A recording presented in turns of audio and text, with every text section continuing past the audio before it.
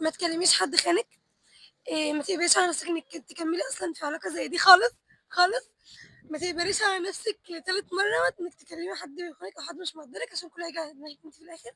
يلا بينا يلا. ليه فيديوهاتك دايما كلها عياط وزعل وحزن وبكا؟ هو الواحد برضه ما اتعلمش ببلاش يعني فاهم، شُفنا كتير. عيّطني بقى، عيّط شفت كتير. اكتر موقف خلاك تزعلي وتعيطي كان ايه؟ الخيانة.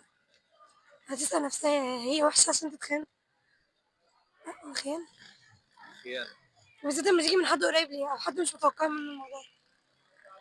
خيانة الصديقة بتبقى أوحش، ما لو إجت من واحدة فاهم قريبة منّي أو صاحبتي في العموم، إجت من حد بقى أنت مش هتقبلها على أهل بيتك، ولا هتقبل إن أنت تعمل كده مع واحدة أنت بتحبها، طب أنت تخونها ليه من الأول؟ ما دي عشان في حقك أنت، أنت كراجل تقبلها على نفسك مش هتقبلها إن واحدة تكون بتكلم عليك حد تاني، فاللي أنت متقبلوش على نفسك متقبلوش على غيرك، ولا على أختك، أنت لو أختك مع حد والحد ده المفروض إن هو شاريها وهيخطبها وهيتجوزها وخلاص وكل حاجة عليه، هو خانها، أنت بطبيعتك هتتشاكل معاه وهتمسك فيه وهيحصل حاجات كتير مش كويسة، فأنت لو متقبلهاش على بنات الناس متقبلهاش على نفسك. عايزة توجهي كلمة لشخص خانك تقول له ايه؟ وكما تدين تدان يعني هيترد لك. خُنّي مع حد يعني حد كويس، حد أحسن منّي، أنضف منّي، كسُمعة، كشكل، كأي حاجة. يعني شُفت ناس كتير أوي من النوعية دي، اللي هو أنا باكلم واحدة محترمة فأبقى كويس معاها، لازم أخونها مع واحدة مش كويسة عشان أعرف أبقى مش كويس معاها. فاهم الفكرة؟ فاهم. أغلب الولاد فكرتهم كده، فده تفكير مريض أصلًا. خرجوا من البيت ولا في أصول ولا في أي حاجة. طب لو انت بقى عايزة تنصحي بنت إمم. تنصحيها وتقولي لها ايه؟ ما تكلمش ولاد، لو ناوية تكلم حد تختار صح، ما تقفش قدّام أهلها الحتّة دي بالذات كده، ما تقفش قدّام أهلها عشان خاطر ولاد، مهما كان هو مين.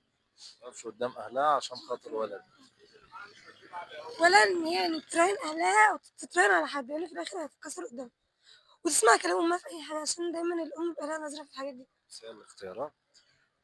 ماشي بس مش كل ماشي مش كله وِحِش ومش كله حلو برضه، بس برضه يعني حتى لو حد أنتِ شايفة إن هو كويس وطلع بيه السما ومامتِك قالت لِك عليه وِحِش خلاص، الأمهات دايمًا بيبقى لها نظرة عننا في أي حاجة. أنا من تجربتي ما فيش حاجة ماما قالت لا، لا، لأ، وأنا عملتها إلا لمّا اتلدعت منها في الآخر.